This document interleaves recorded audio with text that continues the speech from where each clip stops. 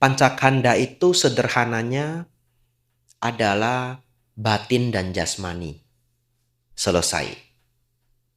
Sederhananya hanya dua itu. Batin dan jasmani.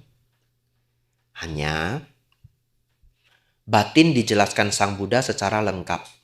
Ya. Batin ada 4 yang aktif. Apakah 4 ini? Kesadaran, pikiran, atau bentuk-bentuk pikiran, atau pemikiran. Kalau pakai bahasa Inggris lebih jelas, thought ya. Perasaan, dan pengenal. Ya, inilah yang disebut batin. Jadi untuk memahami pancakanda harus ngerti 4 ini. Kalau tubuh kan gampang. Ya.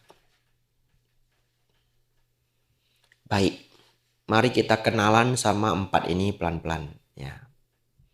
Yang pertama kesadaran. Kesadaran itu disebut juga the knowing part of self. Ya, kenapa the knowing part? Karena arti kata sadar itu adalah we know something. Kalau saya pingsan, saya nggak tahu apa-apa. Namanya unconscious. Katakanlah ketika bangun, paralyzed. Mungkin karena saya salah makan ya. Kena something, salah makan, tapi pas bangun badan saya nggak bisa digerakkan untuk temporary. Saya sudah bangun, tapi kelopak mata aja nggak sanggup saya buka. Berarti kan orang dari luar menganggap saya masih unconscious. Tapi saya sudah conscious. Apa yang mendeterminasi, apa yang menentukan saya itu conscious. I know something. Jadi bayangkan, kelopak mata saya aja nggak bisa gerak. Jadi saya nggak bisa gerak ini. Tapi dari mana saya disebut conscious? Saya sudah bangun, seluruh badan nggak bisa gerak. Saya mengetahui sentuhan dari badan saya dengan tempat tidur. Ya toh? Kalau secara fisik. Atau bahkan secara pikiran, saya berpikir, kok badan saya nggak bisa gerak? Ngerti ya? Ya, we know something. Even kalau batin saya ngomong sesuatu, hanya atau oh. Kita mengetahui sesuatu. Kita mengetahui batin. Ya. When you know something, you are conscious. Ya, the knowing part of self.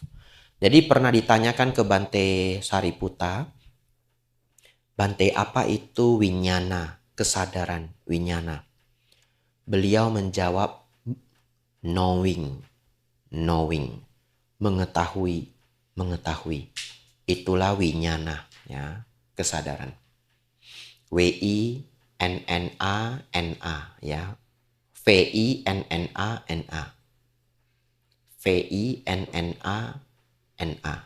Tapi yang double N di atas ada cacingnya, ya. Winyana. Yang kedua, pikiran. Sangkhara. S-A-N-K-H-A-R-A. Sangkhara. Ini nama hotel juga di Jogja. Ya. Nanti kok Ari bangun juga. Winyana. Sebelah dia. Ya. Baik. Yang kedua adalah thought. Pikiran-pikiran. Secara psikologi ya, disebut thinking process. Tapi thinking process, sometimes orang masih nggak bisa nangkep 100%. Jadi saya nyaman untuk menyederhanakannya lagi, yaitu obrolan hati kita. Ya, bagian di dalam pikiran kita yang berbicara. Kadang di buku mereka menulisnya yang menganalisa. Ya, menganalisa itu kan ngomong.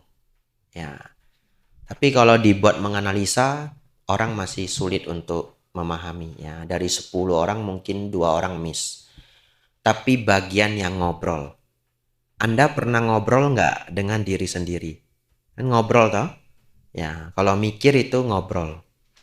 Bicara ya. Gimana ya saya harus hadapi masalah ini? Ya. Itu disebut sangkara. Yang ketiga gampang. Perasaan, wedana. Ya. Vedana, wedana. Nah, wedana ini hanya ada 3. Ya, menyenangkan, netral, dan tidak menyenangkan. Ya. Jadi kalau Anda sedang happy, itu wedana. Takut, itu wedana. Terakhir, disebut pengenal, yaitu sanya. S-A-N-N-A. Ya. Tapi N-nya double, ada cacingnya. Sanya. Ya. Sanya ini paling unik ya. Paling unik. Karena kalau yang lain gampang sekali dibayangkan. Sanya ini yang paling sering orang miss kalau dia baca buku sendiri. Ya, kalau baca buku sendiri dia bisa miss ini. Sanya itu adalah pengenal. Ternyata pikiran kita itu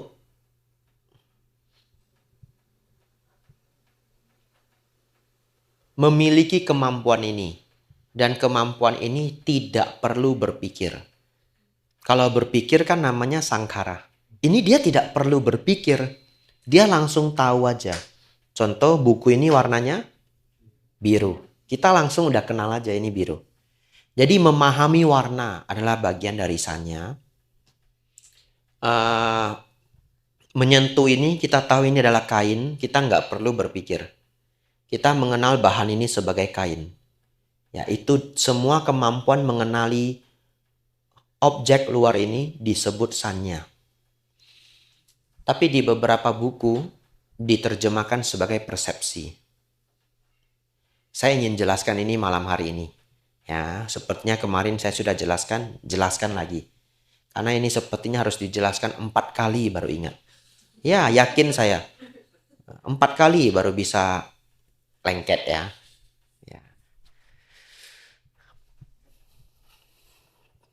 Kenapa beberapa buku menerjemahkannya sebagai persepsi? Itu karena yang mereka gunakan adalah terminologi atau kata-kata khusus ilmu psikologi.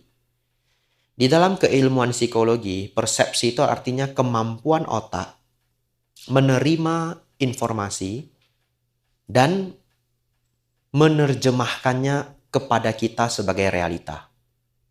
Saya kasih contoh dinding. Ya. Sebenarnya dari mana kita bisa melihat dinding ini? Kita bisa melihat dinding ini sebenarnya adalah pantulan cahaya yang masuk ke mata. Betul ya? Ya, pantulan cahaya yang masuk ke mata. That's why kita tahu ini ada dinding. Kalau tidak ada cahaya, nggak ada yang bisa mantul. Namanya gelap. Gelap total. Ya. Lalu, kenapa ini warnanya putih? Tahu nggak? Warna ini otak kita loh yang bikin. Nggak tahu loh ini warnanya sebenarnya nggak ada realitanya. Maksudnya apa? Setiap binatang melihat warna itu berbeda-beda. Tergantung sistem otaknya. Nah, kita melihatnya seperti ini. Nah, kalau ular melihatnya beda lagi karena ular matanya punya infrared. Sekarang Anda bisa masuk ke YouTube, Anda bisa menikmati simulasi pandangan makhluk hidup lain. Nanti coba cari simulasi cara melihat dragonfly. Wah, banyak nanti. Kok Ari jadi 100. Ya, jadi mata kita itu bekerja sistemnya berbeda-beda. Jadi Kalau kucing bisa ngomong, tapi kok dia bisa ngomong, dia juga nggak bisa kirimin gitu. Nggak apa-apa, anggap aja dulu. Kita ngerekam ini di satu layar sama pandangan kucing terhadap benda yang sama. Warnanya berbeda. Berarti siapa yang menciptakan warna itu? Otak. Otak menciptakan warna itu. Di dalam psikologi ini disebut perception. Di psikologi ya, how you perceive it. Di bahasa Indonesia, persepsi, masyarakat sudah menganggap itu seperti asumsi. Ya, dia salah mempersepsikan diriku. Betul ya? Itu assumption. Ya, tidak tahu, mungkin perception in bahasa Inggris juga bisa dipakai seperti itu. Anda cek kamus ya. Tapi kalau Anda cek perception in psychology dictionary itu keluarnya sistem ini. Baik.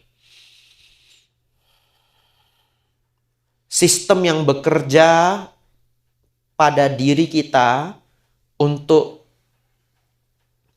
memberi bentuk realita pada semua semua informasi yang masuk ke dalam indera kita, sistem itu disebut perception. Di Buddhism disebut sanya. Ya. Sejauh itulah, sebagus itulah ajaran Sang Buddha. Ya, padahal ini 2600 tahun yang lalu loh. Ya. Baik. Berarti Ko Ari sudah kenal 5 kanda. Pasti minggu depan lupa. Enggak ya, kita hafal lagi, dan hafal lagi. Saya senang banget. Saya baca Cangki Sutta. Ya, saya dulu sudah pernah baca tapi sama. Pasti bisa lupa. Ada bagian yang menarik sekali. Ternyata Sang Buddha meminta kita menghafal ajaran Dhamma. Ya, jadi menghafal itu bagian dari belajar Dhamma. Jadi kita hafal tubuh, kesadaran, pikiran, perasaan, sanya, pengenal. Tubuh, consciousness, kesadaran, nggak hafal juga ingat. Ya, nggak sulit. Gitu. Pikiran dan perasaan, cara hafalnya saya itu kalau udah berpikir pasti berperasaan. Karena setiap kali Anda berpikir ada perasaan yang mengikuti. Ya, bagian kelima adalah sanya. Jadi tubuh, consciousness, pikiran, perasaan, sanya. Nah, proses batin ini, 4 ini, Anda mungkin bisa menyimulasikan siapa yang muncul duluan, siapa yang muncul terakhir. Tapi pada kenyataannya, 4 ini satu muncul semua. Ya. Ya, itulah yang disebut pancakanda. Kalau masa terakhir kita bertumimba lahir itu sebelum mati atau pencapaian nibbana. Ya, sebelum mati ya, belum capai arahat ya. Ya. Karena masa terakhir kita bertumimba lahir berarti itu sebentar lagi arahat. The last tumimba lahir, ya toh, berarti dia anagami, lahir di alam Brahma. Baik. Ada nggak hubungan dengan pancakanda? Jawabannya ada. Ya. Dalam teori Dhamma, pikiran terakhir kita sebelum kematian itu menjadi variabel penentu kita akan terlahir di mana. Tapi ada tapinya, ya. Tapi saya mau menjelaskan yang pertama dulu. Maksudnya apa? Contoh, kalau saya mati dalam keadaan benci, ya sangat benci, saya bisa lahir di alam menderita. Alam yang basicnya itu alam yang kebencian. Ya. Nah, tapinya apa Bante? Tapi Anda jangan ketakutan dulu, ya. Ada beberapa hal yang harus dipahami. 1, pikiran terakhir sebelum kematian itu tidak sesederhana itu. Baik. Tapi yang pertama, pikiran terakhir sebelum kematian itu sangat didominasi oleh mind habit. Apa maksudnya mind habit? Pikiran yang sudah menjadi kebiasaan kita untuk waktu yang sangat lama. Kalau tidak, akan ada orang berpikir begini. Bagaimana kalau dia mati karena kena kanker? Dan sebelum kematian sakitnya sangat luar biasa. Bukankah dia akan mati dalam pikiran yang kalut? Begitu ya. Dan orang sebaik apapun ya bisa cancer.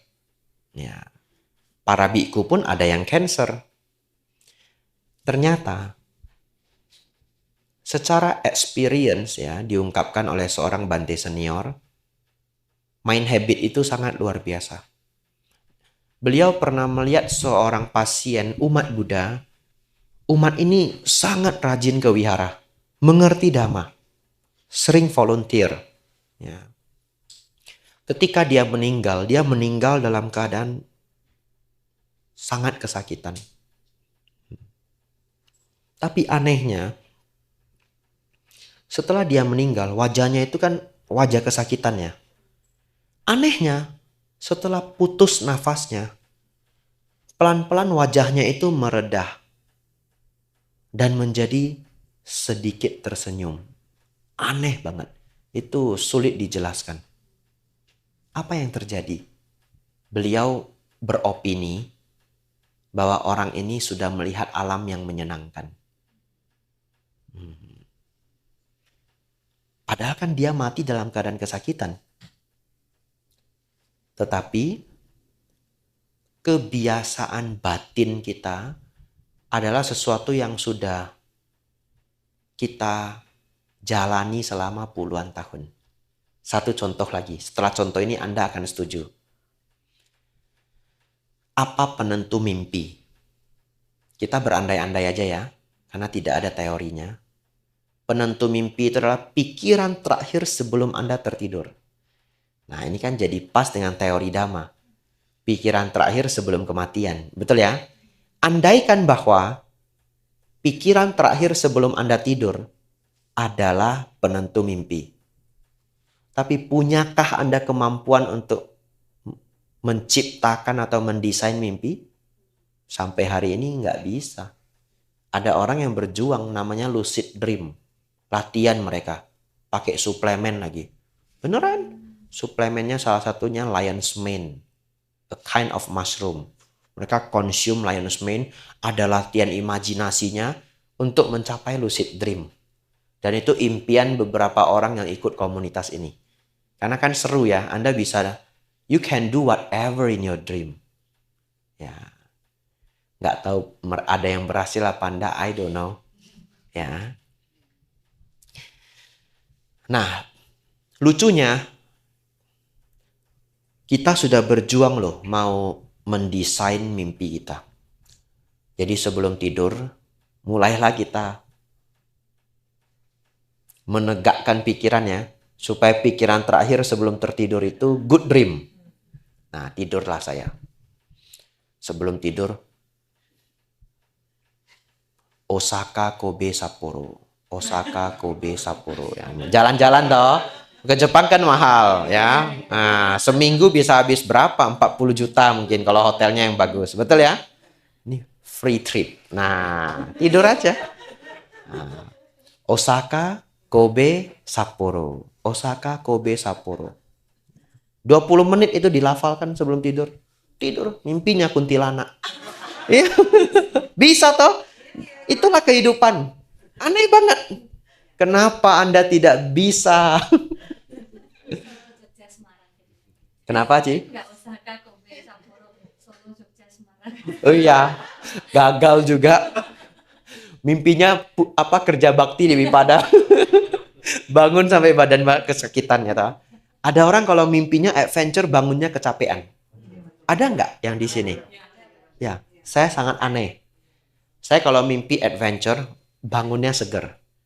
Ya, mau mimpi selelah apapun di dalam mimpi, semakin panjang mimpi saya, bangun saya semakin seger. Tapi saya dengar orang ada yang kalau dia mimpi, kerja, mimpi bangunnya capek. Ya, Anda proteslah dengan otak Anda sendiri ya. Ya, itu sedikit contoh bahwa ternyata kita tidak mampu menentukan pikiran terakhir sebelum kematian. Bukan hal sesederhana itu. Ya. Jadi oleh karena itu jangan ditakuti. Karena ada orang jadi takut nanti bagaimana kalau pikiran terakhir saya sebelum kematian itu pikiran yang buruk. Bukan. Pikiran terakhir itu bukan sesederhana yang kita pikirkan. Terus bagaimana Bante supaya kita punya pikiran terakhir yang baik? Praktekkan dhamma. Bukan even, just the basic one. Dana sila samadhi-panya. Udah, itu aja. Dana sila samadhi-panya. Ya, panyanya itu termasuk dhamma sawana, mendengarkan dhamma. Jadi prakteknya cuma mendengarkan dhamma, merawat sila, berbuat baik, bermeditasi. Yang basic aja. Ya, itu sudah menjadikan fondasi yang luar biasa. Ya, itulah hubungan antara pancakanda dengan tumimba lahir ya. Ini cerita jawaban untuk Cijolia.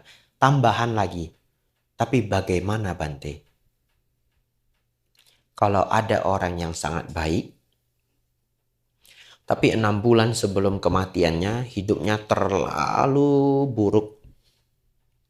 Akhirnya dia terlahir di alam yang buruk. Padahal orang ini selama hidupnya penuh dengan kebaikan. Itu pun tidak perlu dikhawatirkan. Karena dia tidak memiliki banyak karma buruk, dia tidak akan bisa mempertahankan hidupnya di alam yang buruk untuk waktu yang lama. Ya, dia lahir sebentar, meninggal di alam itu. Ya, karena bukan hanya masalah lahir, tapi kita juga harus bertahan di alam yang dimana kita terlahirkan. Ya, seseorang sudah beruntung lahir sebagai manusia, tapi karma dia nggak cukup. Ya, lahir beberapa bulan meninggal atau beberapa tahun meninggal. Ya, jadi bukan hanya persoalan pikiran terakhir, tetapi juga modal kita, modal kebajikan. Ya, baik, fokus ya. Sudah fokus saja pasti masih akan bingung. Jadi at least fokus. Begini, yang bertumimba lahir itu bukan kelima-limanya itu.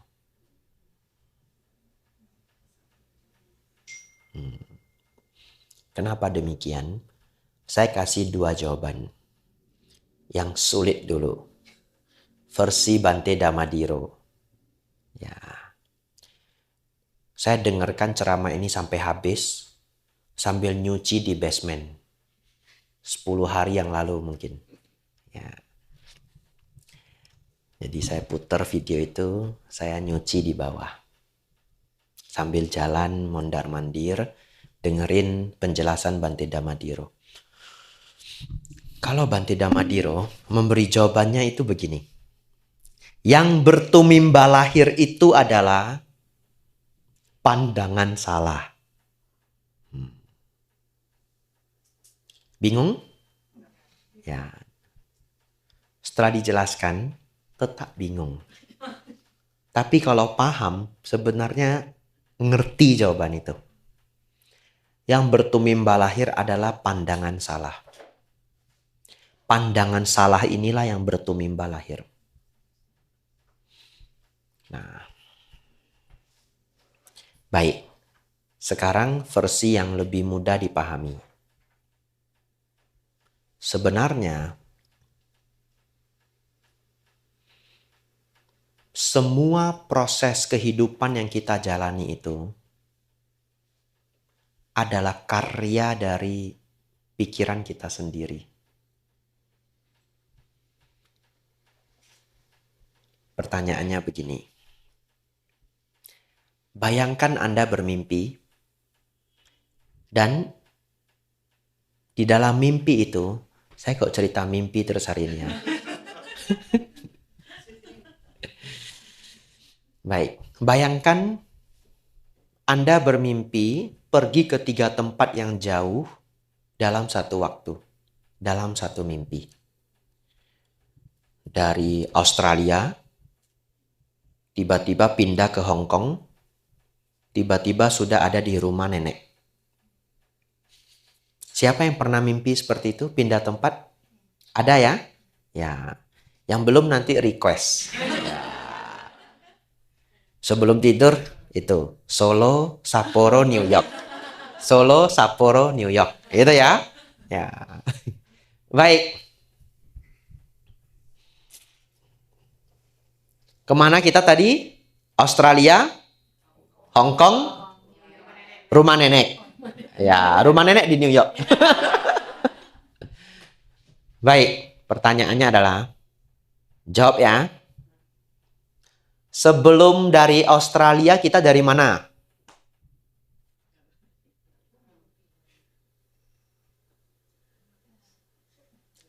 Baik, ganti ya.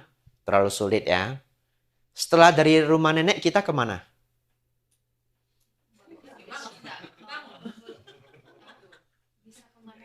Tahu nggak jawabannya apa? It's a wrong question. Ngerti ya? It's a wrong question. Pertanyaannya itu error. Karena itu adalah mimpi. Itu sesuatu yang nggak pernah nyata sebenarnya. Tahu-tahu sudah ada di Australia. Jadi ketika ditanya sebelum dari Australia dari mana? Jawabannya itu error. Pertanyaannya itu salah. Wrong question. Baik. Pertanyaan selanjutnya. Fokus lagi ya. Bayangkan Anda bermimpi. Tapi dalam mimpi Anda jadi orang lain. Beberapa orang pernah mengalami. Beberapa orang mengalami badannya berubah. Jadi tua, jadi muda, atau jadi super gemuk, atau jadi super kurus. Tapi beberapa orang pernah mimpi jadi orang lain. Ada di sini pernah mimpi jadi orang lain? Ah, Cimei pernah ya? Nah, lucu juga ya. Kita orang lain gitu, in the dream gitu. Ya. Ya. Baik. Bayangkan Cimei sedang bermimpi. Dalam mimpinya dia jadi siapa? Kamala Harris. Betul nggak namanya? Ya, betul ya. Wipada jadi kuat loh nanti. Mau kalah, mau menang pun it's okay ya. Pasti Wipada jadi kuat. Baik, Cimei mimpi jadi Kamala. Dan melakukan aktivitas seperti biasanya. Tiba-tiba di dalam mimpinya Cimei itu, saya datang. Terus saya kasih tahu, this is not yourself. This is not you. Bingung nggak? Bingung. Kapan Cimei yang sebagai Kamala ini tahu bahwa dia bukanlah dirinya yang sesungguhnya? Kapan? Ketika bangun. Even dikasih tahu aja, emang iya? Ya toh? Nggak bisa. Karena kita sedang mengalami itu. Kita sedang sebagai Kamala. Betul ya? Orang kasih tahu, sebenarnya kamu bukan Kamala. What do you mean? Gitu. Ya, what do you mean? Nah, kita hanya bisa tahu ketika kita benar-benar sudah bangun. Pertanyaan selanjutnya. Boleh nggak kita mengatakan tidak pernah ada yang namanya Kamala?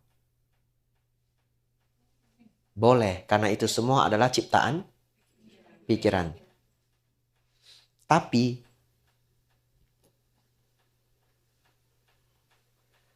kisah menjadi Kamala itu real atau nggak real? Real.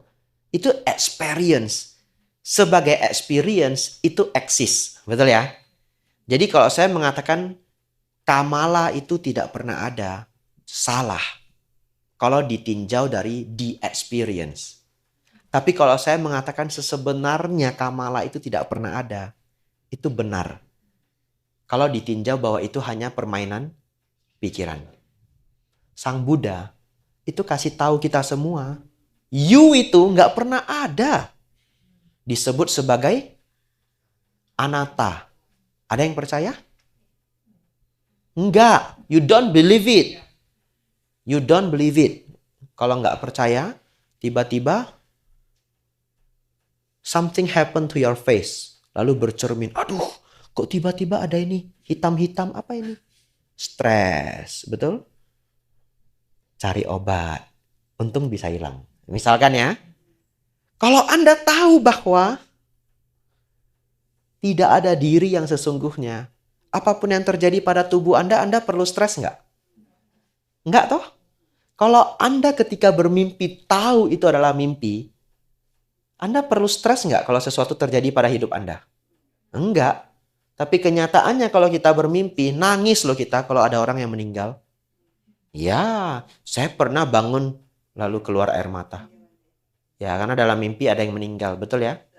Ya, saya pernah mimpi, pernah cerita di sini. Mau cerita lagi saya, Bokambuan. Iya, saya mimpi dapat Mercedes-Benz atau BMW, something like that. Lalu dalam mimpi itu udah mau bawa ke kampus, mau parkir paling depan. Sengaja datang lebih pagi. Ya. Ternyata bangun. Wah, lo Mbak Yu. Langsung nangis, BMW-nya hilang. It's just a dream gitu ya. Ya, jadi apapun respon yang Anda berikan kepada mimpi itu, boleh nggak? Saya sebagai orang yang menyadari itu, saya bilang, kamu konyol. Kamu bodoh. Kamu melekat. Itu nggak ada itu sebenarnya. Ngapain kamu nangis? Betul? Tapi kalau kita masih di dalam mimpi, bisa percaya itu nggak? Kapan Anda percaya itu? Bangun. Apa bahasa palinya bangun? Buddha. Buddha. Yes. Siapa yang baru tahu hari ini Buddha artinya bangun? Ya, yang ngaku 4 ya. Nggak ngaku nggak apa-apa. Ya, yang nggak ngaku pinter gitu. Ya, baik. Buddha itu artinya yang telah bangun. The awakened one. Bangun dari apa? Mimpi samsara. Mimpi yang tidak pernah usai. Ya. Baik. Pertanyaannya tadi apa? Kita harus pulang dulu ke pertanyaannya. Siapa yang lahir ya? Siapa yang lahir? Jadi, ketika seseorang mencapai arahat, dia mencapai nibbana, dia bangun. Dia memahami bahwa seluruh perjalanan hidup yang dia jalani, lahir mati, lahir mati, lahir mati di dalam 31 alam kehidupan, adalah permainan dari winyana dan nama rupa. Anda nggak usah mikirkan arti ini. Tapi permainan winyana dan nama rupa artinya hanya permainan pikiran Anda belaka. Seluruh kehidupan yang Anda jalani adalah permainan pikiran kita sendiri. Disederhanakan lagi. It's just a dream. It's just a dream. Yes, semua ini hanya mimpi. Finalnya adalah nibbana. That's why Sang Buddha ngajarin kita jangan melekat. Tapi kita nggak akan pernah bisa menerima itu secara 100%.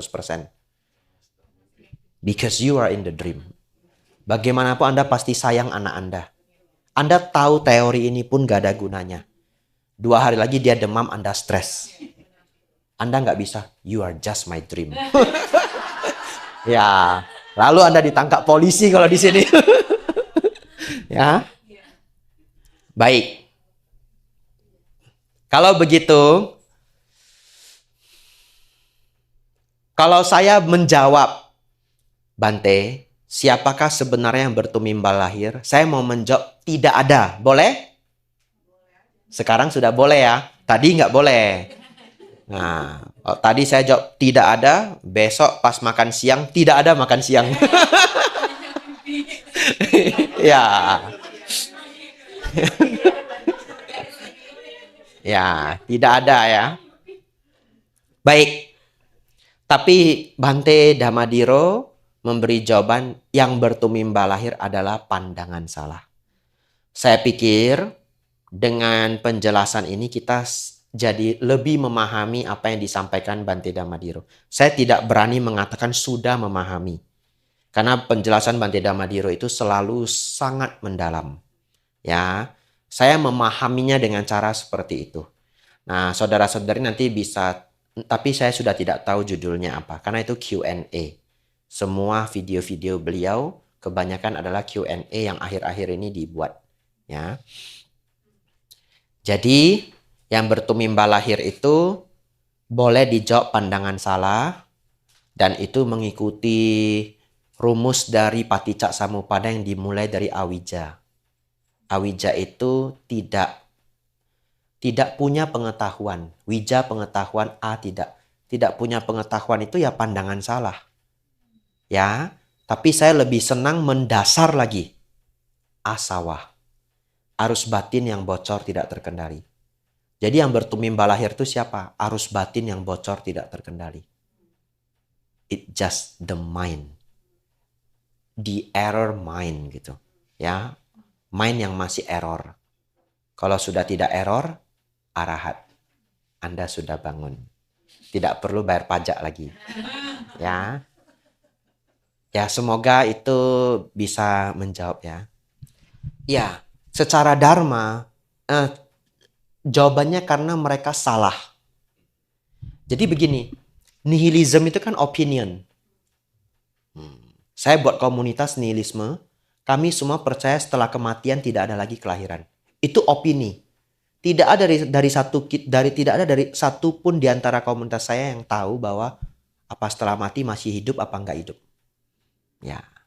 Lalu Sang Buddha setelah mencapai tingkat arahat, beliau memberitahu kita bahwa itu keliru. Opini Anda keliru. Tapi apa yang disampaikan Sang Buddha pun kita tidak bisa menganggap itu fakta loh.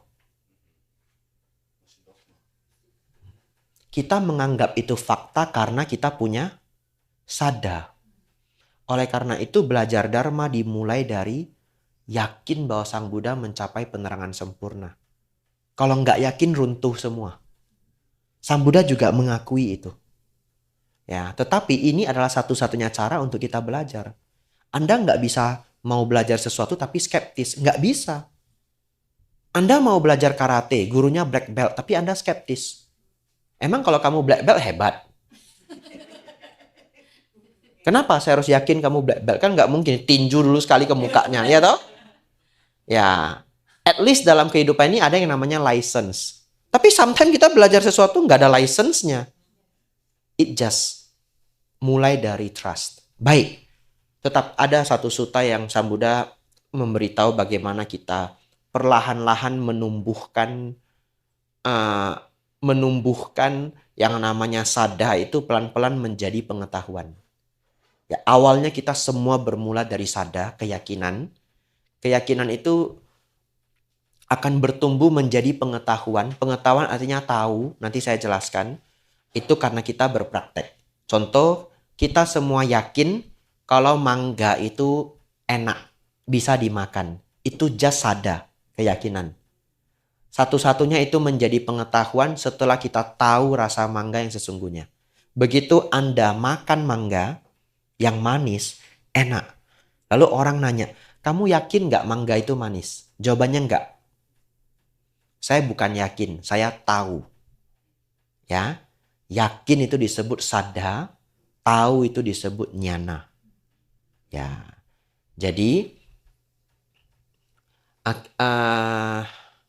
perbedaan nihilism dengan yang tadi saya jelaskan adalah dari Buddhist perspektif, nihilism itu opini yang salah. Setelah Sang Buddha mencapai penerangan sempurna, beliau melihat itu salah. Seseorang setelah mati pasti lahir lagi. Kecuali dia mampu melenyapkan kotoran batin. Ya. Jadi penganut paham nihilism tidak pernah bisa menjadi nihil.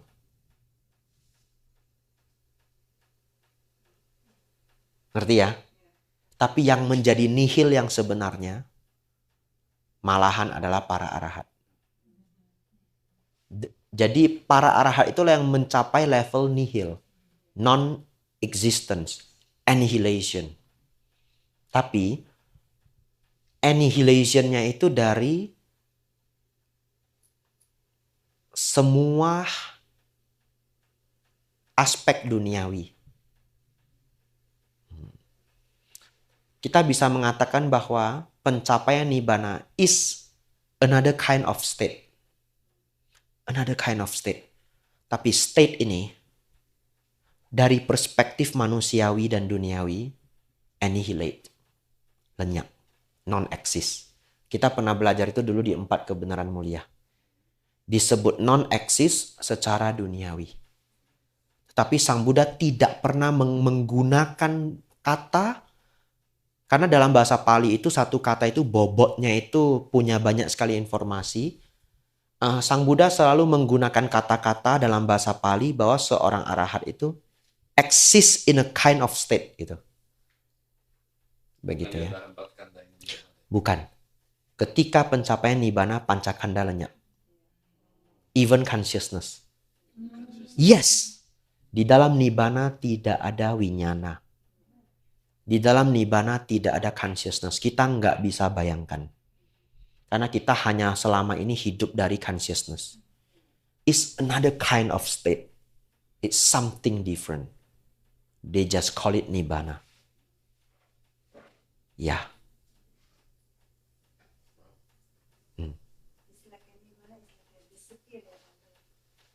Ya, Sang Buddha menyebutnya padam. Ya. Tapi kita tidak benar-benar non-exist. Tetapi dari semua yang bisa dibayangkan manusia, kita non-exist. Gak ada rupa, gak ada consciousness, gak ada thoughts, gak ada feeling, gak ada perception. Tidak terbayang. Nibbana itu tidak terbayang. Nibbana itu tidak ada di dalam perspektif kita sama sekali. Pada saat mencapai arahat hanya tubuh yang ada, cuma satu yang ada ya. Yang 4 itu sudah hilang, tinggal satu. Pada saat mencapai arahat. Sang Buddha mengatakan seseorang tidak bisa memahami cara berpikir seorang Buddha. Artinya juga kita tidak bisa memahami cara berpikir seorang arahat. Tetapi kalau secara sederhana, ya sebelum hancurnya tubuh, mereka masih mengakses pancakanda. Lalu mereka mengakses nibbana ketika bersamadhi.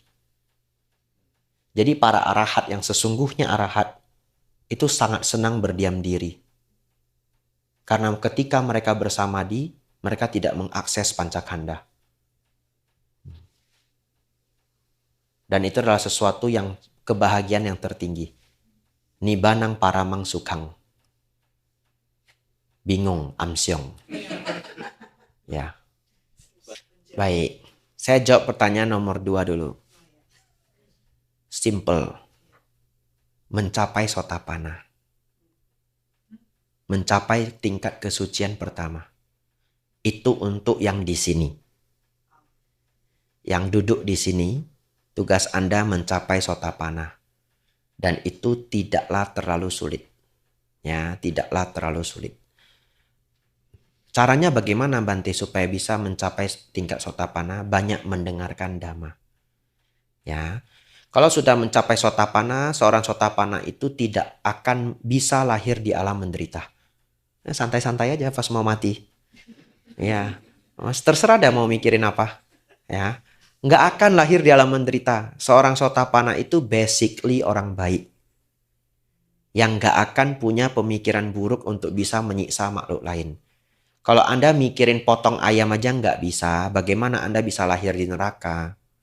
Sifat kebengisan itu nggak ada. Motong leher ayam aja nggak sanggup.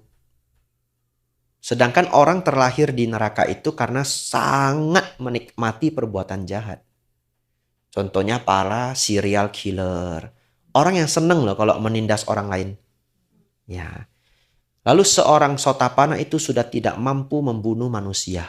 Semarah apapun dia tidak mampu membunuh seorang manusia. Kebenciannya itu sudah drop. Ya. Jadi dengan kebencian yang sudah tidak setinggi itu, dia juga tidak bisa lahir di alam binatang. Sifat-sifat kebinatangan itu tidak ada. Ya. Sebenarnya saya mau membahas ini di hari Minggu. 31 alam kehidupan. Tapi saya pikir-pikir kurang seru kalau bahas 31 alam kehidupan. Saya ganti aja judulnya, Surga dan Neraka. Udah saya register ke Cime. Cuma baru tadi sore, posternya belum keluar. Ya. Jadi, seorang Sotapana itu, sifat dari seorang Sotapana itu adalah dermawan. Karakter seorang Sotapana itu adalah dermawan. Bagaimana bisa dia lahir di alam peta? Hantu itu lahir jadi hantu, saya bilang hantu, saya lihat jendela. Nanti Ciserli terkejut. Ya. Ya. Saya lihatnya yang situ lagi. Waduh. Hantu itu terlahir jadi hantu karena tidak suka berbuat baik. Sanggup pun dia nggak mau. Dia punya, dia sanggup, tapi dia nggak mau.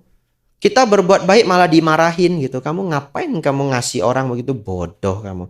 Dia aja nggak mau kerja. Kamu kerja susah payah, uangmu kamu simpen-simpen. Dia enak, dia tinggal gini. Apa kita nggak bodoh? Nah, misalkan ya, dia tidak suka berbuat baik. Bahkan di taraf membantu saudara kandung sendiri aja dia nggak mau. Padahal saudara kandung sendiri, saudara kandung yang tidak musuhan, yang baik-baik aja. Sepelit itu loh dia. Nah, orang seperti itulah lahir di alam hantu. Tapi kalau Anda sudah dermawan, ya, saya nggak bilang dermawan harus nggak punya rasa pertimbangan sama sekali kalau berdana. Ya bukan yang itu. Siapapun kalau berdana ya menimbang-nimbang, betul ya? Agak berat juga ya. Tapi ya ini penting untuk wihara. Misalkan begitu ya. Tapi kira-kira gitu ya. Lalu finally Anda eksekusi juga. Ya, berdana jangan dipikir dah, uang masih bisa dicari, ya. Ya, berarti Anda bukan orang pelit. Jadi saya bukan mengatakan yang nggak ada beban sama sekali. Ya, seorang Sotapana tergantung, kita tidak cerita Sotapana, seorang yang baik pun tergantung ya pengalaman dan levelnya masing-masingnya. Tapi seorang Sotapana itu karakternya adalah dermawan. Ya, dia tidak bisa lahir di alam hantu. Jadi itu PR bagi yang sudah duduk di sini berjuang mencapai tingkat Sotapana. Latihannya dana, sila, samadhi, panya. Bolak-balik hanya itu aja. Sekarang pertanyaan nomor 1. Kalau orang tua gimana? Ini case to case ya. Tapi kalau jawaban generalnya adalah sering mengajak mereka mendengarkan dhamma. Tapi belum tentu mereka mau. Kalau mereka belum mau, Anda kreatif. Putar aja film-film yang spiritual. Start from movie gitu. Cari film Tiongkok kuno, perjalanan Xianchang. Download. Ada loh yang Mandarin, saya belum lihat semua juga. Beneran, perjalanan Xianchang lengkap. Bukan Sunggokong ya. Tapi yang real Xianchang. Ya, seorang biksu perjalanan ke barat. Jadi dia jadi kagum. Wah, ini ya hebat ya Bante ini. Nah, pelan-pelan kita cari ya agar dia bisa konsumsi semua yang ada hubungannya dengan wisdom. Ya, sampai putarkan ceramah Bante Utamo, cari ceramah yang menarik ya. Wah, ini ceramahnya bagus ya. Bante, orang tua saya dengar dhamma sedikit pun dia enggak mau. Bahkan dia bilang, "Gak usah kamu putar-putar itu khotbah-khotbah, saya alergi." Ya, kalau sudah tahraf di situ, Sang Buddha mengatakan ajarkan agar mereka tidak pelit. Itu dulu misi pertama. Ajarkan agar mereka tidak pelit. Jadi dia pelit banget, ajak dia untuk lihat anak-anak kanker. Bawa dia ke tempat itu, apa istilah di sini? Hospice.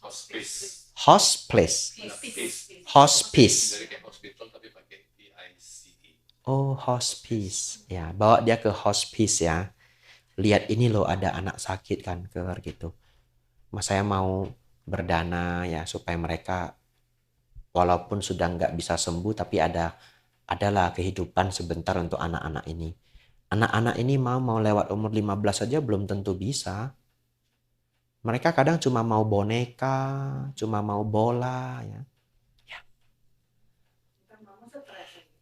Enggak, bangunkan jiwa kedermawanan dia. Ini kan hanya simulasi saya ya. Ya, Anda pikirkan dia itu paling terharu dengan apa? Orang sepelit apapun, dia ada loh yang membuat dia terharu. Karena pengalaman lampau dia. Mungkin sama anak-anak dia nggak suka. Cari yang lain. Ternyata dia paling takut kesepian. Bawa dia ke panti jompo. Cari AI-AI yang udah nggak ada keluarganya. Betul kan? Dia paling takut kesepian. Dia paling takut kesepian. Kasian ya Maya. Sudah nggak ada teman. Mungkin dia gengsi. Ya. Padahal dalam hati, untung saya punya anak, punya cucu. Ya. Kita datang kasih baju menjelang Imlek ya. Bangunkan jiwa kedermawanan dia. Tanya, Pa, Ma, kasih angpau lah sedikit. Ini kasih angcoa gitu. Iya toh? Wah, untuk pertama kali dalam hidupnya. Dia keluarin juga. Kita menduga-duga, jangan-jangan $5. Wah, 100. Wah, perkembangan ini ya. $100. Wah, netes air mata. Anda berhasil. Ajari agar mereka tidak pelit. Pas pulang dia tagih $100. Tapi mama yang itu mau. Gara-gara lu itu. Saya sebenarnya nggak mau nyumbang, tapi saya kasihan. Ngapain lu bawa saya ke sana? Lu yang bikin kasihan lu. Bayar lu $100 ya. Lu nggak mau bayar ngomel-ngomel 3 hari. Nah, whatever ya. Just tugas kita, ajarkan mereka tidak pelit. Setelah tidak pelit, Bante, merawat sila. Nggak usah pakai embel-embel sila. Jangan bunuh itulah, tikus. Ngapain lu bunuh? Kau udah ketangkap, buang aja jauh-jauh. Ada orang kau udah ketangkap. Maaf loh, ada yang kejam loh. Udah ketangkap tikusnya. Dia gunting kakinya. Ya. Dia gunting, dia balas dendam, dia benci banget sama tikus ini. Ya, ada yang pakai pen tusuk-tusuk. Ini yang saya pernah lihat loh. Saya nggak sedang membuat cerita fiksi. Kalau yang gunting pakai kuku saya dengar. Kalau yang tusuk pakai pen saya lihat sendiri di pasar. Ya, anak kecil ya. Ya. Jadi janganlah begitu. Sudah ketangkep dia udah buang aja jauh-jauh. Ya, kreativitas kita lah bagaimana sampai mereka mau ya mulai tidak membunuh. Ya, kalau mencuri jarang lah orang jadi pencuri. Ya toh. Kalau selingkuh gimana? Sudah tua mau selingkuh sama siapa? Ya. Kalau bakat sulit ya. Tapi saya pernah nonton The Nanny. Ya, The Nanny itu tahu ya? Bukan. The Nanny itu serial mungkin nyata, mungkin ya. Mereka datangi satu ahli parenting untuk menghandle anak-anak yang super bandel. Super Nanny, ya namanya Super Nanny, ya. Bahkan kadang Nanny ini bisa tinggal di rumah mereka seminggu gitu. Pernah dia dapat case anak kecil perempuan senang sekali mencuri. Tahu nggak gimana dia handle anak kecil nih? Dia ajak dia main supermarket, dia jadi teller. Supaya dia tahu rasanya kalau sesuatu hilang itu seperti apa. Ya, dia buat permainan itu dengan sangat serius dan dia main dengan anak ini seminggu loh kalau nggak salah atau 3-4 hari. Very seriously. Lalu anak ini jadi benar-benar tahu bahwa kehilangan barang itu kesel gitu dan sebagainya ya. Hikmah yang dia ciptakan dan dia berhasil. Anak itu tidak mencuri lagi. Ya. Jadi ternyata mengubah sifat buruk itu bukan hal yang tidak mungkin, tapi untuk bertemu orang se-expert itu bukan hal yang mudah ditemukan.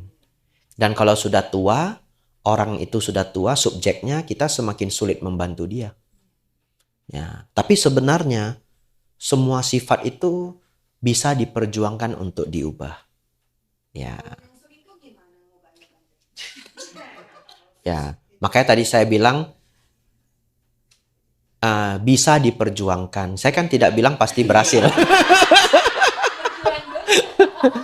Ya, karena pas tadi saya bilang bisa diperjuangkan, saya langsung membayangkan bahwa ya Bante Dewadatta pun Sang Buddha tidak sanggup mengubah dia. Jadi saya hanya menjawab bisa diperjuangkan untuk diubah. Berhasil nggak berhasil belum tentu. Ya, ya. Kalau selingkuh gimana Bante supaya dia tobat? Harus kena ajab dulu dia. Iya, iya. Sangat sulit kalau ya azab itu. Ya, ajab itu ketimpa bencana besar kalau dalam agama Islam karena hukuman dari Tuhan. Ya. Ya, kena ajab dia baru mau tobat biasanya. Ya. Tetapi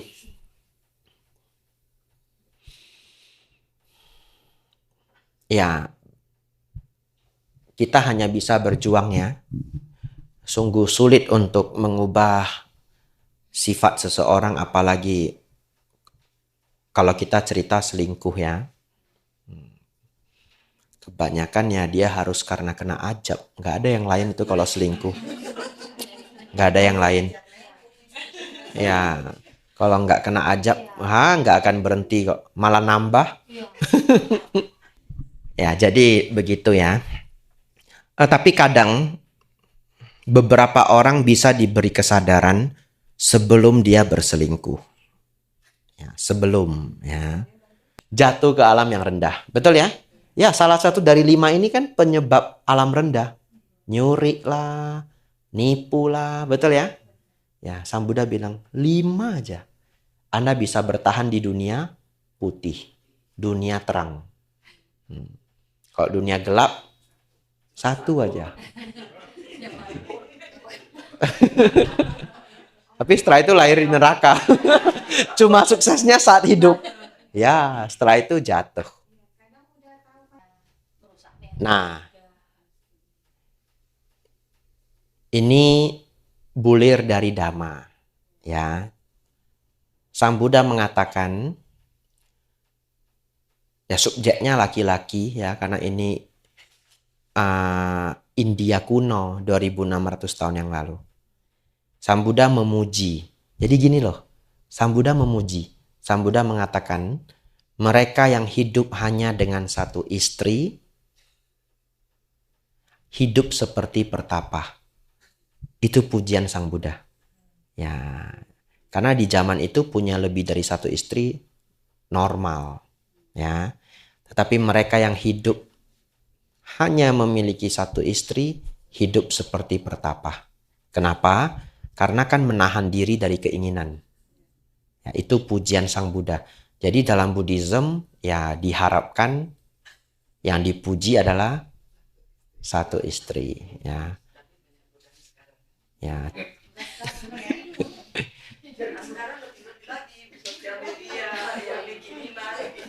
Ya. Mau lebih dipuji lagi bisa. Tidak punya istri. Ya, Ko Michael silahkan. Sudah mau jam 9 batal ya. Ya, silahkan. Boleh. Salah satunya kan kita ini ya, bagaimana ya, dermawan. Syarat keduanya apa, Bang? Syarat selanjutnya apa? Syarat. Oh, kalau syarat mencapai Sotapanna itu melenyapkan 3 belenggu. Pelajaran saya yang kemarin. Ya, panjang sekali. Kalau Cijolian ndak ikut nanti nunggu. Syarat keduanya aja, Bang. Salah satu kan dermawan, Sebenarnya itu bukan syarat, karakter. karakter ya. Ya, karakter seorang Sotapanna itu dermawan, merawat sila dengan penuh, masih bisa melakukan kesalahan, namun kesalahan-kesalahan kecil. Jadi masih bisa melanggar sila. Yang tidak bisa adalah dia tidak akan bisa membunuh manusia. Ya, itu karakter seorang Sotapanna. Ya, jadi Sotapanna itu belum sempurna, Tapi kalau di masyarakat orang yang sudah sangat baik. Ya. Bahkan ada sebentar kok, ada seorang Sotapana yang suka minum. Dia suka minum. Tapi Sang Buddha mengatakan dia Sotapana, gempar satu desa. Gempar satu desa. Ya, namanya adalah Sarakani. Anda silakan cek di Google. Sarakani. Sarakani. Kenapa, Ci? Oh ya. Apa judulnya? Nggak ada penjelasannya nggak? Ada ininya panjang ceritanya.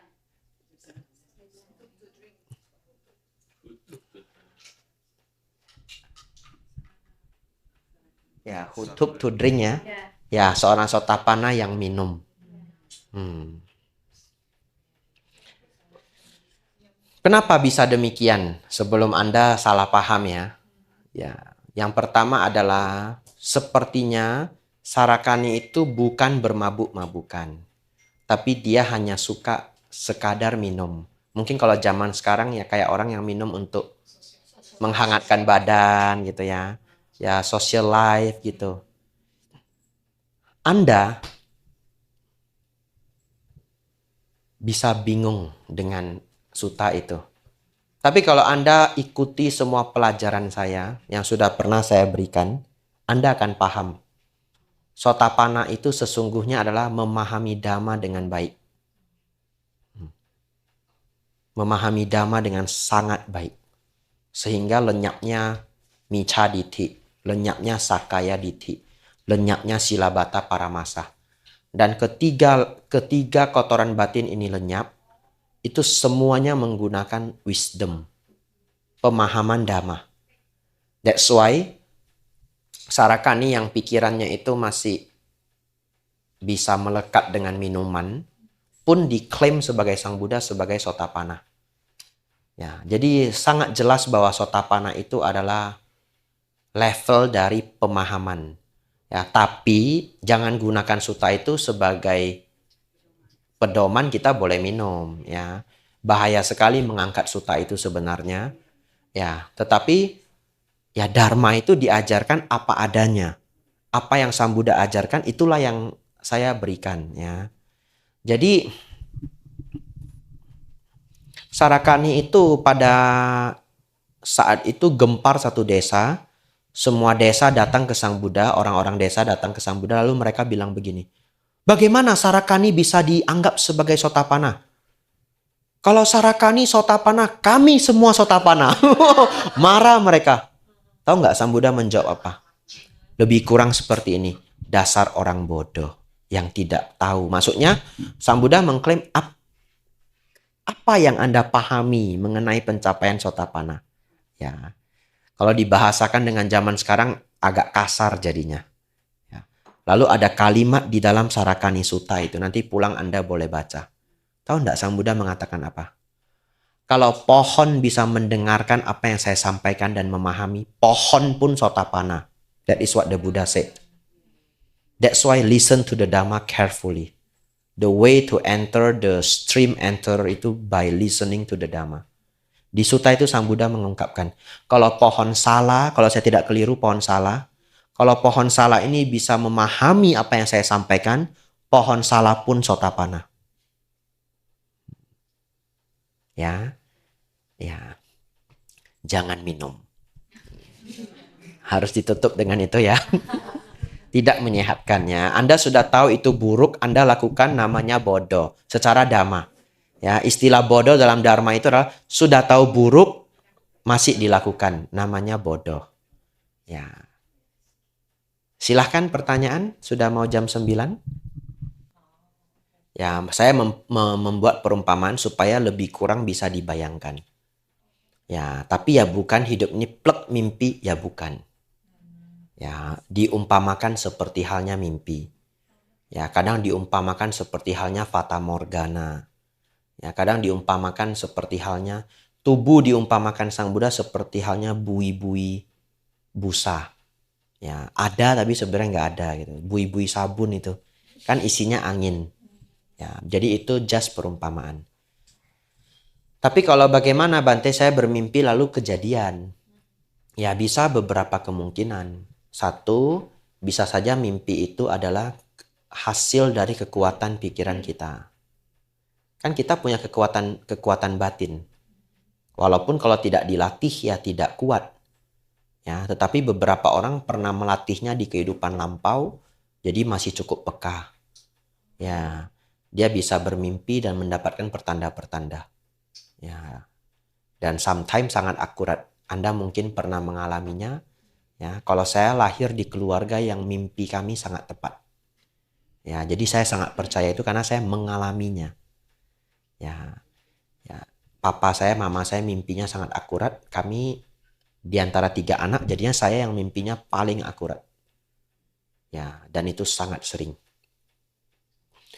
Lalu yang kedua, bisa saja itu pertanda dari para dewa. Ya, para dewa itu bisa memberitahu kita sesuatu melewati mimpi. Ya, juga makhluk halus sebenarnya. Ya, tapi kalau dewa kan jauh lebih sakti. Ya. Yang ketiga, sekadar kebetulan. Karena mimpi itu kan imajinasi juga. Kalau bukan dari kekuatan pikiran, bukan dari dewa dan makhluk halus, berarti sekedar bunga mimpi. Sekedar bunga mimpi kita sebutnya just imajinasi. Just imajinasi belum tentu tidak bisa kejadian. Karena kita mengimajinasikan sesuai apa yang biasanya terjadi. Ngerti maksudnya? Contoh, saya bermimpi satu hari ngajar di Jerman. Ya wajar aja. One day mungkin akan ada yang mengundang saya ke Jerman. Ya toh? Kalau bisa mengajar sampai sejauh Amerika, tempat lain sudah bukan sesuatu yang tidak mungkin. Ya, walaupun negaranya aneh. Saya mimpi ngajar di Turki. Who knows? Emang nggak boleh ada umat Buddha di Turki? Ya, di Dubai saja ada wihara. Ya, jadi imajinasi itu bukan sesuatu yang tidak mungkin. Mimpi pun bukan sesuatu yang tidak mungkin. Sekadar bunga mimpi pun bisa menjadi kenyataan. Karena kita mengkonstruksikan itu berdasarkan apa yang biasanya terjadi. Ya, jadi kalau tadi Ciaping nanya, kok bisa Bante mimpi saya jadi kenyataan? Kekuatan pikiran, pesan dari makhluk lain, sekedar bunga mimpi. Ya, oleh karena itu mimpi jangan 100% dipercayai. Sama seperti ramalan. Jangan dipercayai 100%. Kenapa? Bisa saja hanya sekedar bunga mimpi. Ya, yang kedua, Anda bisa dibohongi para dewa. Dalam dharma, dewa itu tidak selalu baik. Ya, dia bisa aja marah. Ya, Anda mungkin nggak tahu bagaimana ceritanya, masuk ke satu daerah, mungkin tidak permisi atau apa, whatever. Anda pernah menyakiti seseorang yang mungkin orang itu dilindungi dewa. Dewa itu bisa mencelakai kita melewati mimpi yang palsu. Ya, dia tiba-tiba kasih mimpi misalkan orang ini sebenarnya benci sama kamu. Orang ini guna-gunain kamu dari belakang. It just a dream. It just a dream. Don't trust all your dream. It just a dream. Sangat tidak fair kalau kita membenci orang hanya melalui mimpi. Sangat tidak fair. Apapun alasannya. Ya.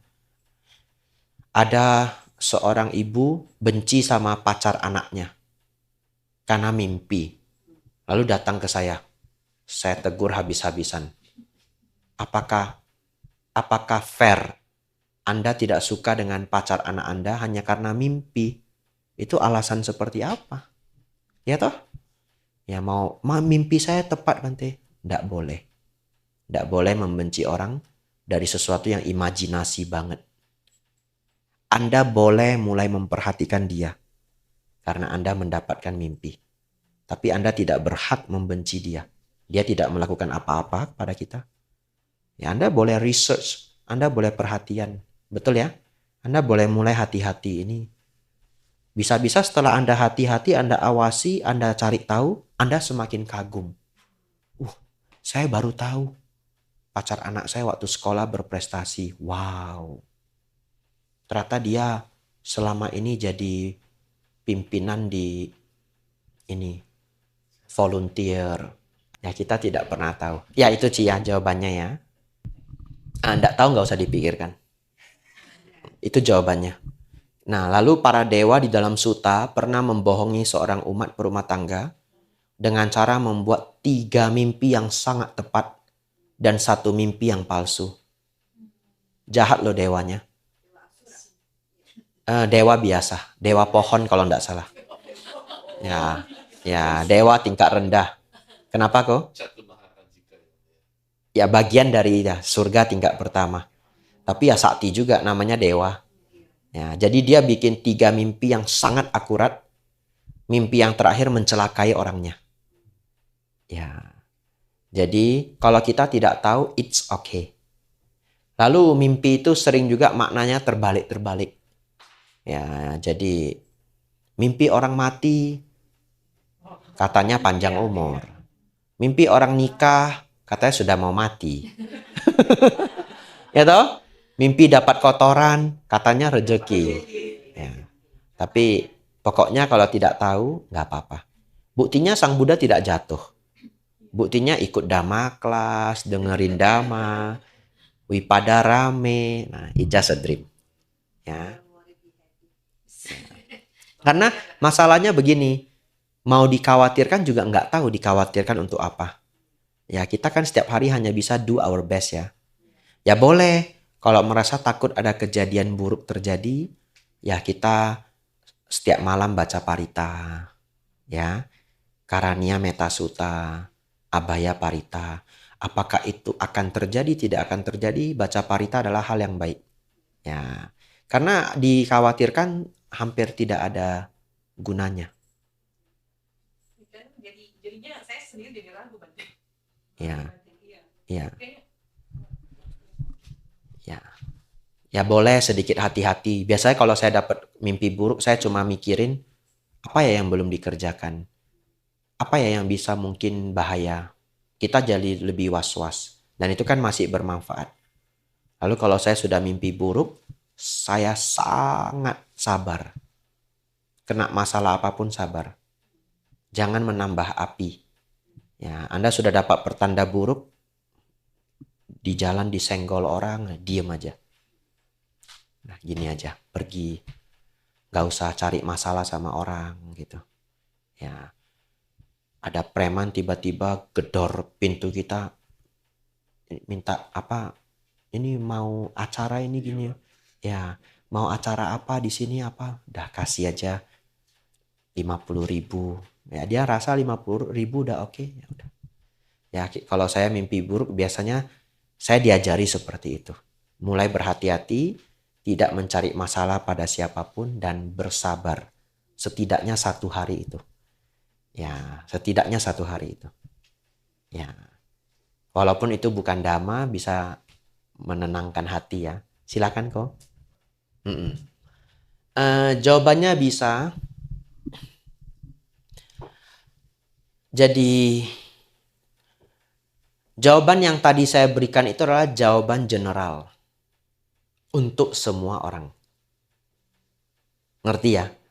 Kalau saya menjawab pertanyaan kan saya harus menjawab secara general, bahkan untuk orang yang tidak duduk di tempat ini. Tetapi masing-masing dari Anda tahu sendiri kapasitas Anda. Nah, kalau saya dari kecil memang punya mimpi yang akurat banget. Ya, biasanya karena saya punya pengalaman-pengalaman itu, saya menanggapi dengan preventif ya, mencegah lebih baik daripada terjadi. Ya, jadi kalau jawaban yang tadi saya berikan itu general. Saya tidak tahu yang hadir di sini, Anda apakah punya kebiasaan kalau mimpi tepat banget. Kan beda-beda orang. Tetapi kalau Anda adalah orang yang sensitif dengan, bukan sensitif ya, artinya pikirannya cukup kuat dan sering mendapatkan petunjuk pertanda, ya berarti Anda boleh menanggapinya sesuai dengan kapasitas masing-masing. Ya, jadi itu juga hal yang benar ya. Secara dharma bagaimana sebenarnya menanggapi hal itu? Ya, secara dharma Kalau kita mampu menerjemahkan mimpi itu, ya Anda lebih baik, Anda lebih bisa bertindak. Kalau tidak bisa menerjemahkannya bagaimana? Sekarang kita dapat pertanda tapi nggak tahu apa yang akan terjadi. Maka kembali yang tadi saya sampaikan, baca parita, berhati-hati, dipikirkan apa yang belum saya kerjakan, apa yang bisa bikin saya bahaya. Biasa kalau saya mimpi buruk, misalkan as a monk, saya langsung cek semua schedule saya. Karena saya paling takut udah janji tapi saya lupa. Atau schedule-nya double. Hampir nggak ada yang berbahaya di hidup saya. Tapi kalau schedule double itu bahaya. Orang udah bikin acara, udah sewa panggung, sudah sewa sound system, bantinya nggak datang. Wah itu kasihan banget sama, ya bisa dikatakan bahaya saya cuma satu itu. Saya langsung cek schedule saya baik-baik. Cek WhatsApp saya. Ada nggak jadwal yang ketinggalan? Saya langsung, misalkan ini September ya. September kan keluar semua chat yang berhubungan dengan kata September. Saya cek. Ya, yaitu pencegahannya. Ya. Lalu kalau umat berumah tangga saya juga boleh menyarankan berbuat baik. Ya, mimpi buruk pagi-pagi bangun boleh baca parita, lalu berbuat kebaikan di pagi hari. Anda bantu orang, ya. Kalau di Amerika mungkin nampak homeless, kasih beberapa dolar. Ya. Itulah pencegahan yang bisa kita lakukan, berbuat baik, merawat sila, sabar, berhati-hati, dan cermat menanggapi bahaya. Itu kembali adalah dana sila samadipanya. Sehebat itulah Sang Buddha mengkonstruksikan dana sila samadipanya. Itu udah meliputi semuanya. Ya, anumodana pertanyaannya ya. Sudah jam 9 lewat 5 menit. Kalau ada yang mau bertanya, satu pertanyaan terakhir. Daripada Anda nanti pulang nggak bisa tidur. Ya, silahkan. Bukan sesuatu yang kita pahami sebagai pikiran. Jadi begini. Kenapa jawabannya bukan pikiran? Karena yang kita anggap sebagai pikiran ini kan yang seperti ini dalam batin kita. Arahat nggak punya itu gitu. Sehingga tidak kita sebut sebagai pikiran. Tapi karena kita manusia, kita hanya bisa membayangkan itu adalah sesuatu yang seperti yang selama ini kita anggap sebagai batin. Kan batin yang mencapai pencapaian nibbana. Tapi mau disebut batin mencapai nibbana pun secara scholar, akademik, nanti jadi keliru. Ya, jadi artinya, karena ketika kita menyebut batin, nanti kembali ke pancakanda. Jadi hanya bisa dijelaskan dengan sangat hati-hati bahwa pencapaian nibbana itu pancakanda lenyap secara total. Ya, mungkin bagi orang awam boleh membayangkan itu batin yang mencapai tingkat nibbana. Batin itulah yang mencapai nibbana. Kita hanya mampu membayangkannya sejauh itu. Tetapi kalimat itu tidak tepat juga. Ya, karena kita nggak bisa membayangkan kosong jadi sesuatu. Sesuatu jadi kosong yang bersesuatu. Kita nggak sanggup membayangkan itu. That's why nibbana itu ya tidak terbayang juga sebenarnya.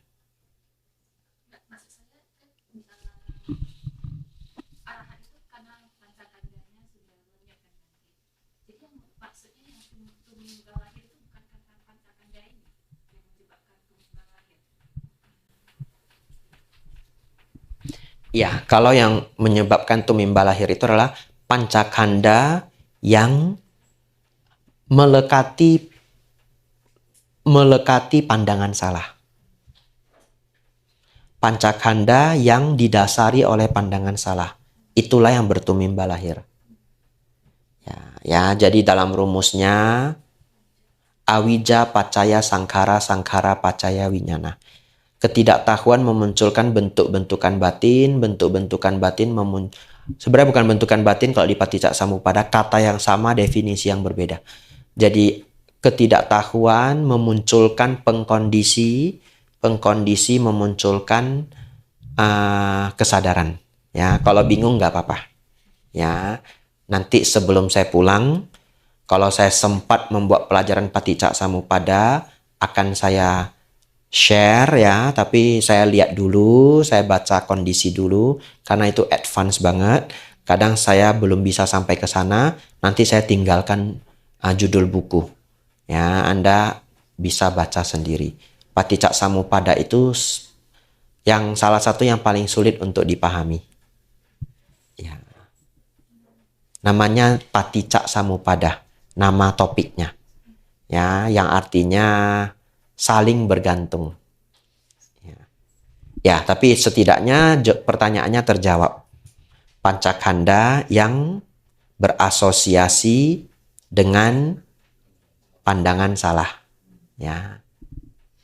Wah, semua langsung cek Paticca Samuppada.